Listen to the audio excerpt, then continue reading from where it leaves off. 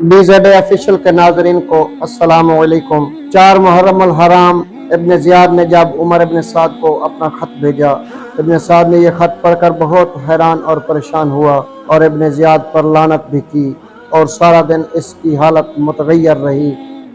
यूं ही रात हुई तो रिवायत के मुताबिक इमाम हुसैन अलैहिस्सलाम दुखी दिल और परेशान कैफियत में खैमा के दर से 14वीं के चांद की तरह निकले।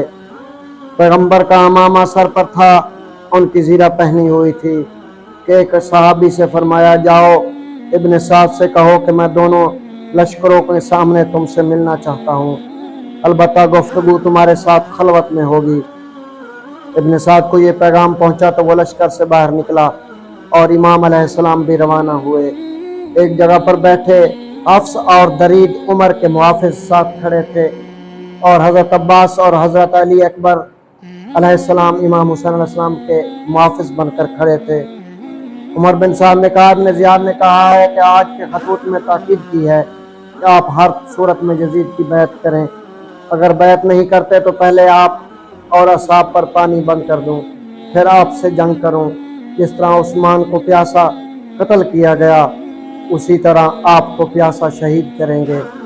इमाम अलैहिस्सलाम ने इब्न साद की बातें सुनी और बतौर नसीहत फरमाया, हाय अफसोस तुझ पर आए इब्न साद, क्या तुम खुदा से नहीं डरते? क्या तुम्हें क़यामत का यकीन नहीं कि सर मरजाना की इताअत करते हो और मेरे कत्ल पर कमर बस्ता हो गए हो, हालांकि तुम जानते हो कि मैं कौन हूँ। अगर तुम्हारे हाथ मेरे खून में रंगीन हुए तो क़यामत के दिन तुम्हारी निजात हरगिज़ ना होगी। उमर इब्न साद ने अर्ज़ किया, मैं कुर्बान जाऊँ, मैं आपको अच्छी तरह जानता हूँ, आपके हसब और नसब को तमाम से बेहतर समझता हूँ। आप सिब्ते पैगंबर, फरजंद हैदर और जनाब फातिमा ज़हरा के दिल का मेवा हैं, लेकिन आप दो कामों में से एक काम ज़रूर करें, वरना इब्न ज़ियाद के ज़ुल्म की आग का शोला आप अलैहिस्सलाम को भी और मुझे भी जला डालेगा। कोई चारा करें ताकि हम दोनों बच जाएं, आप कत्ल हूँ और ना मैं कत्ल हूँ। इमाम ने फरमाया, इसका हल ये है कि इन 3 कामों में से एक काम करो, मुझे रास्ता दो ताकि मैं मदीना और मक्का की तरफ लौट जाऊं। नंबर 2, मुसलमानों के किसी शहर में चले जाने की इजाज़त दो ताकि वहां एक आम मुसलमान की तरह ज़िंदगी गुजार सकूं। मुझे इजाज़त दो कि मैं खुद यजीद के पास शाम चला जाऊं। आए उमर साद, अगर इन 3 रास्तों से एक पर जाने की इजाज़त दे दो तो तुझे भी नुकसान न होगा और मेरी हाजत भी पूरी हो जाएगी। रावी कहता है कि खुदा की कसम, मैं इमाम हुसैन और उमर साद की गुफ्तगू सुन रहा था कि इन 3 रास्तों के अलावा कोई और बात भी इमाम ने न की, और यहाँ तक कि इमाम ने फरमाया कि मुझे छोड़ दो, मैं बयाबानों में गरीब व नादवार और खाना बदोशों की तरह जिंदगी गुजारूंगा, अपने रिश्तेदारों और वतन से जुदाई पर सब्र करता रहूंगा। उमर साहब ने कहा, मुझे तो हर बात कबूल है, लेकिन वो पुरकीना काफिर इन बातों में से किसी एक को भी तस्लीम न करेगा, अगरचा मैं इसको कैल करने की लाख कोशिश करूं। मैं अपनी तरफ से बहुत कुछ सिफारिश लिखूंगा, शायद इन रास्तों से एक रास्ता दे और बादशाह इजाज़ से शर्मिंदगी से बच जाऊं। 5वीं मुहर्रम की सुबह उमर बिन साद से कलम, दवात और कागज़ मांगा और एक तफसीली खत इब्न ज़ियाद मलून को इस मजमून का खत लिखा। अम्मा बाद अज़ हम्द खुदा और तारीफ़ मुस्तफ़ा अमीर को मालूम हो कि खुदावंद करीम और वाजिब तज़ीम उहद ने हमारी मुराद पूरी कर दी और हमारे दिली मकासद को पूरा कर दिया, और वो जो आग जो भड़क रही थी जिससे घर तक जल जाते और जो आग हिजाज से इराक तक शोला वर थी, तो उसे खुदा ने बुझा दिया है।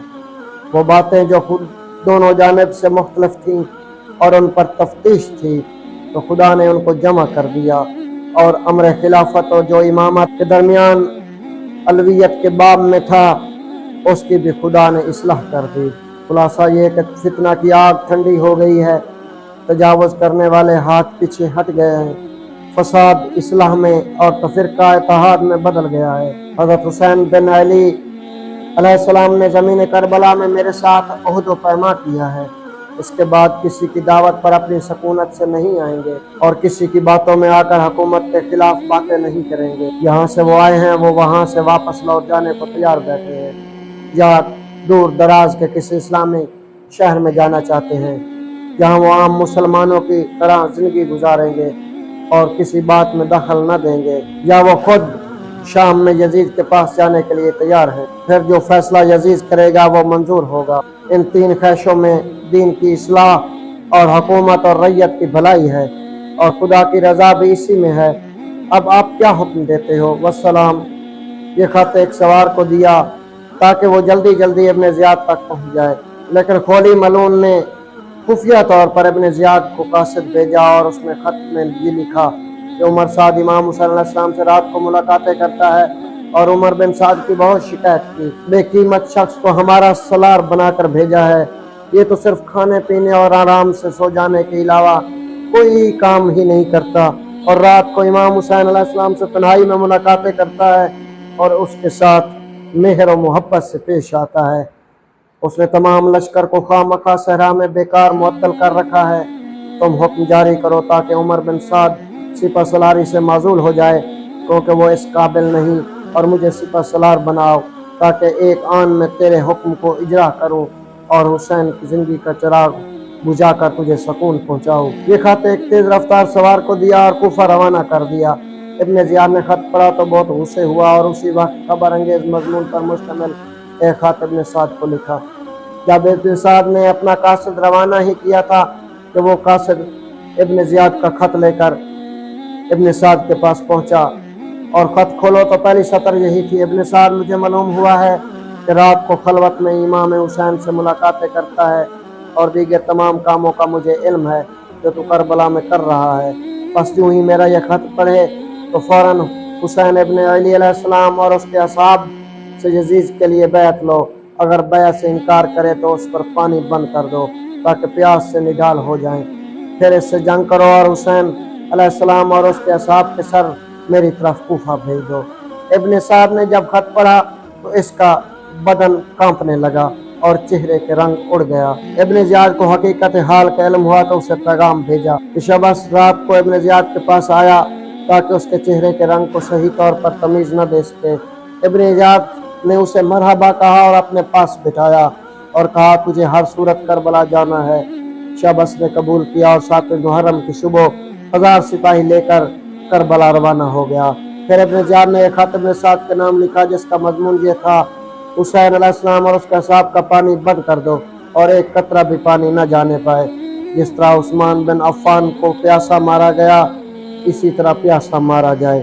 جو ہی یہ خط ابن سعد کے پاس پہنچا تو اس نے فوری طور پر عمر بن حجاج زبیدی کو بلایا اور اسے 500 مسلح دستہ دے کر فرات کے کنارے پر پہرے دار بنا دیا، اور اس کو حکم دیا کہ پانی کا ایک قطرہ بھی امام تک نہ جانے پائے۔